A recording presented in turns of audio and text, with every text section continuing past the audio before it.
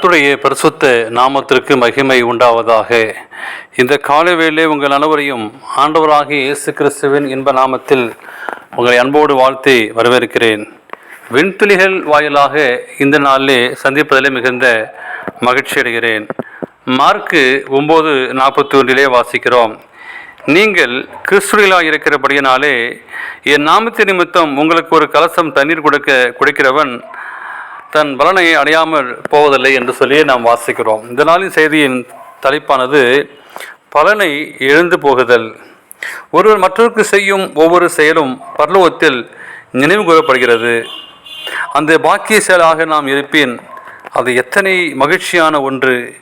நித்திய ஜீவனை பெறுமாறு நம்மை அழைக்கும் கிறிஸ்து அவரோடு சேவை செய்யும் நம்மை அழைக்கிறார்.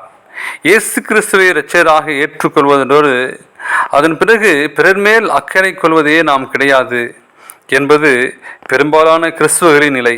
ஆனால் நம் உதவி தேவைப்படுவோருக்கு உதவி செய்து வாழ்பவர்களை பரலோக ராஜ்யத்தில் ஏற்றுக்கொள்ளப்படுவார்கள். அத்தகைய வாழ்வை வாழ்வதோர் ஏற்றுக்கொள்ளப்படுவதில்லை. பரலோக ராஜ்யத்திற்கு ஒருவர் தகுதி பெற இதுவே முக்கிய நிபந்தனையாகும். சிலுவை எடுத்துக்கொண்டு எஜமானை பின்பற்ற தீர்மானிப்பது அவருடைய இரக்கத்தின் ஊழியத்தை செய்ய ஒப்பு கொடுப்பதாகும்.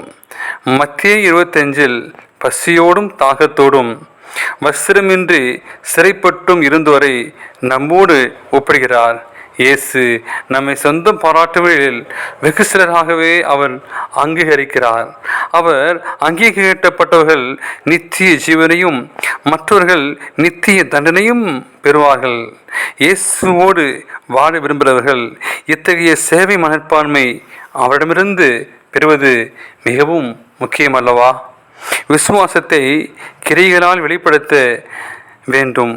போர்த்தி கொள்ள போர்வை கொடாமல் நீங்கள் போர் குழி காயுங்கள் என்று சொல்வது நீதியாகாது.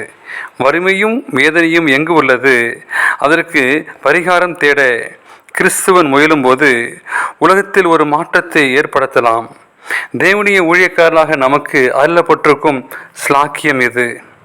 புன்னகையை இருந்த உள்ளங்களுக்கு அதனை மீண்டும் பெற்றுத்தரக்கூடிய ஒரு அருமையான நாம் பெற்றிருக்கிறோம். நம் கடமை இதுவே. நம்முடைய பலனும் வாக்களிக்கப்பட்டிருக்கிறது. இத்தகைய சேவை மிக்க வாழ்க்கை வாழ வேண்டுமா? இன்றே ஆண்டவராகிய இயேசு கிறிஸ்துவை உங்கள் சொந்த இரட்சகராக ஏற்றுக்கொள்ளுங்கள். விசுவாசத்தை கிரியையினால் வெளிப்படுத்தி நடைமுறைக்கு உகந்த வாழ்க்கையாக நீங்கள் கொண்டு வாருங்கள். ஆண்டவர் உங்களுடைய வாழ்க்கையை அற்புதமாய் ஆசீர்வதித்து தருவார். ஆமேன்.